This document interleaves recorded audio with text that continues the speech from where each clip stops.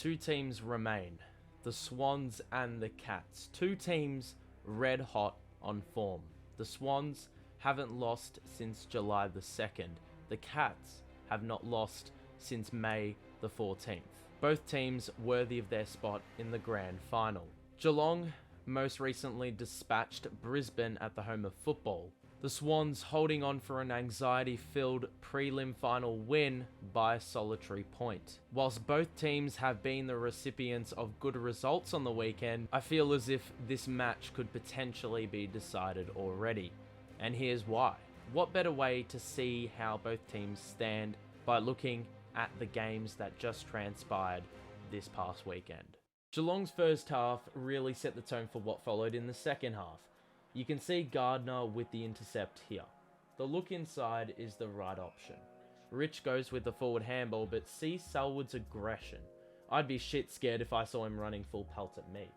There's a horde of Geelong numbers that converge. You've got the sensible handball, one-on-one with the man involved you trust, and even a potential stuff-up isn't enough to stop the Cats. Jezza Cameron with the selfless pass, and an equally smart and skillful finish by Myers on the wrong side. Next play, you can see the kick in the middle potentially could see Geelong in the mud, but their pressure remains a constant. Turnover created, and look at the breakaway pace here. Forward hand passes tell the story, and so does this freeze frame.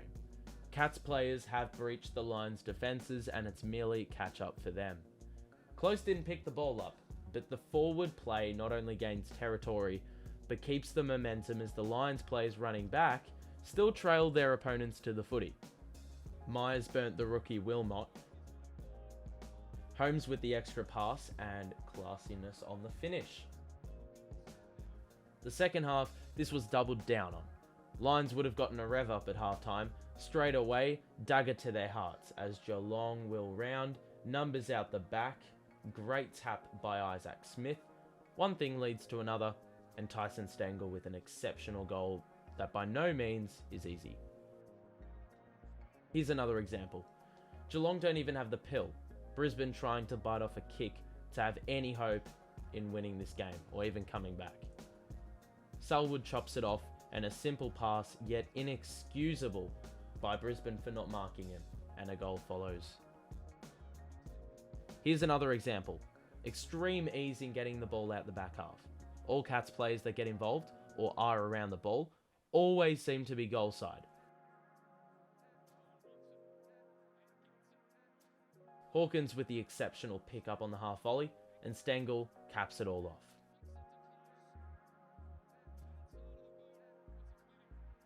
And again in the last quarter. I sound like a broken record, but the link-up play, especially in the last quarter, is just nuts. And once again, every single Cats player running their ass off and looking like they've been putting in so much more work. So much for a retirement home. Now, let me swing this across to the Sydney-Collingwood fixture. By no means am I discrediting Sydney in any way, shape or form. An 11-goal first half to commence a final deserves more than just the commendation. But it's the second half where they got unstuck. Let's take a look. Here's an example. Collingwood gather the ball from what was a squandered opportunity going forward. Collingwood rush forward in numbers. 3 hand passes, all the right decision, all composed and all forward. Sees a forward 50 entry similar to what the Cats did the night before. Here's another example. A low quality pass forward to a one-on-one, which probably isn't wise if Darcy Moy's the defender. Goes back into the danger zone, and a winner at this contest benefits his team. Forward hand pass, could have done the extra if he wanted to, and Hoskin Elliott here demonstrates a similar knack that Geelong players possess in making the best out of a not so brilliant situation. Here's another example. Swans try to exit, overwhelmed by pressure. Collingwood create that. Side bottom, don't know if he meant this, but no matter how you do it, anything through the big sticks registers as a goal. Even this final push by the Pies is very reminiscent of a Geelong footballing side. Push the ball forward, lose the footy, but a strong recovery and the ability to win it back. A rush of numbers, a little bit more congested, but just the drive is unbelievable here. The smother even here to keep it in the 50 was exceptional, though no score, purely because the situation of the game provides a little more messiness. I think that's what makes Collingwood's ball movement this late so impressive. Not much room allowed, players are gassed, and they're still doing this. Now I project the comparison.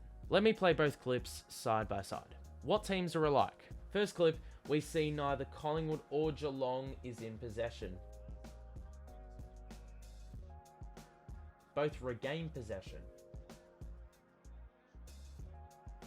Both have an open pathway to goal, and the oppositions aren't good enough to gain command. Goals result. And we do so again for another scenario.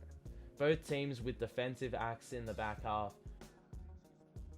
sort themselves out to break out of the back 50, link up,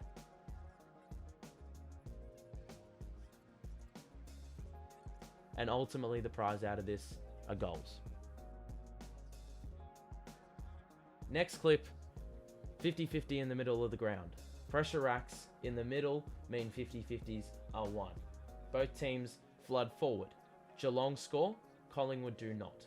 Though this is the last chance for the Pies and you'd expect the back line to be flooded. Last comparison. Both Sydney and Brisbane attempt an exit. Both teams are halted by their opposition's pressure. Mistakes are made, goals are conceded. I project my worry. Sydney, whilst probably having the more physical contest out of both games, look absolutely stuffed. Collingwood obviously had nothing to lose in the second half, so they would have been more aggressive. Geelong don't even look like they're trying. State of the game remains different, but from face value, I'd be scared for Sydney. Consider ground size as well. Geelong had tanks capable of running out a game on a much wider, bigger ground. The Swans run off their feet on a much narrower ground. A Geelong side finally seems to possess the last piece of the puzzle that they've been so dearly looking for. Of course, I'm talking about that pace on the ball and their relentlessness. The Swans looked vulnerable when they were facing up against all of those things. I digress. Whilst I haven't made my mind up as to who will win this Saturday, I do think this serves as a strong indicator of who will be going into the finale of season 2022 as clear favourites. Geelong simply play with the same characteristics as last time out and demand the Swans to physically exert themselves in order to keep up. They'll be primed for the premiership that they have been looking for. Their first in over a decade. Share your thoughts in the comments. I'm open to all takes. Thanks for tuning in. Subscribe to the show and we'll see you soon. Bye.